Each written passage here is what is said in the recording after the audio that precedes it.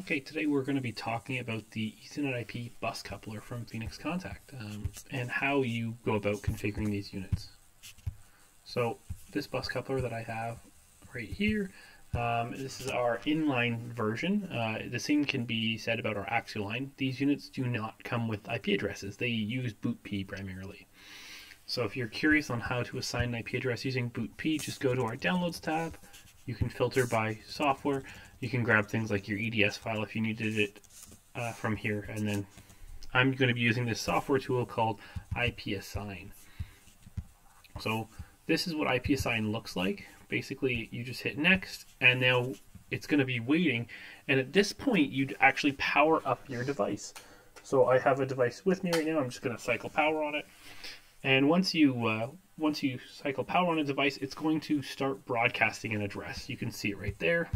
All you have to do is click next and then type in whatever you want. And now I've set up a few different devices, so it's automatically trying to give me an address here.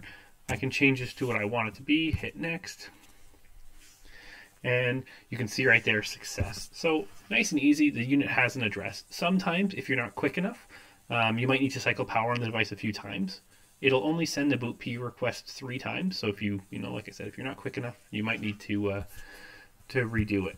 Now, if you're curious how you go about configuring it after you've set the IP address, you just go ahead and type that IP address into a browser. And the units have an onboard web page. So this is it'll take a second to load here. It'll load up the web page though, and we're going to be able to see what we can do, right? So this is all information stuff, so I usually skip over it. But if we jump right here onto device configuration, there's a handful of things we're going to want to do. The first thing you're going to want to do, you've set up your IP address, you're going to want to make this a static IP, and that's done by turning off plug and play. The default password is private, P-R-I-V-A-T-E. So I'll apply that right now. Don't need to save anything. And you can see bootp is now disabled on this device, and that's great. We don't really want bootp to be running because we don't need it. I usually disable bootp. The reason why is if you have a DHCP server, it can actually overwrite your device. So if your device is online, it'll have its IP address, but if it cycles power and it sends out a bootp, a DHCP server could overwrite that. So we want to avoid that happening. The next thing we want to do is go into our services, and there's this mode called plug and play. Plug and play, what that does is it reads in the IO tree. So if you change the IO that's attached to these bus couplers, you're going to want to enable plug and play. So typically the procedure is really simple. You'll go enable plug and play, you'll say inputs and outputs, you'll type in your password, you'll apply and reboot. Once it does that, it'll boot up and it'll read in the backplane. Then you'll disable plug and play and you'll repeat it. So if we do that here, right, we're enabling plug and play. Oh, I typed in the password wrong. So we're going to enable plug and play, then we're going to disable plug and play. So inputs and outputs, apply and reboot.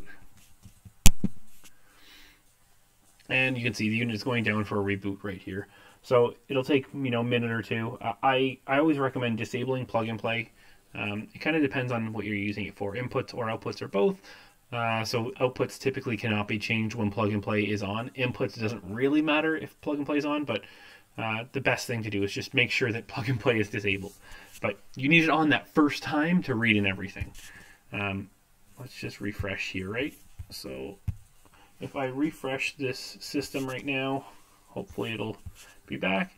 And if I click on this bus configuration option, we can see the IO cards have been read in and it's telling me what I have. So the device itself comes with 4 digital outs and 8 digital ins. So it's saying, okay, we have 4 out, 8 in, and then I have a 16 DI card and a 32 DI card. And it's telling me how many bytes are being produced and consumed.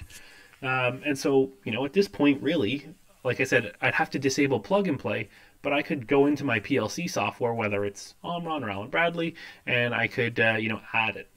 So, like I mentioned, from our website, the Phoenix Contact website, we can go in and you can grab the EDS file. So, device description, and there we go. You can grab the EDS file, 1.3 or 1.4. these different versions are going to be depending on the firmware version. This guy that I have is the latest, so I would grab the newest firmware, and then you just add a device, map your input and output bytes, and you're good to go. So thanks for joining me, and yeah, if you have any questions, feel free to reach out to your local Phoenix contact team. Thanks and have a great day.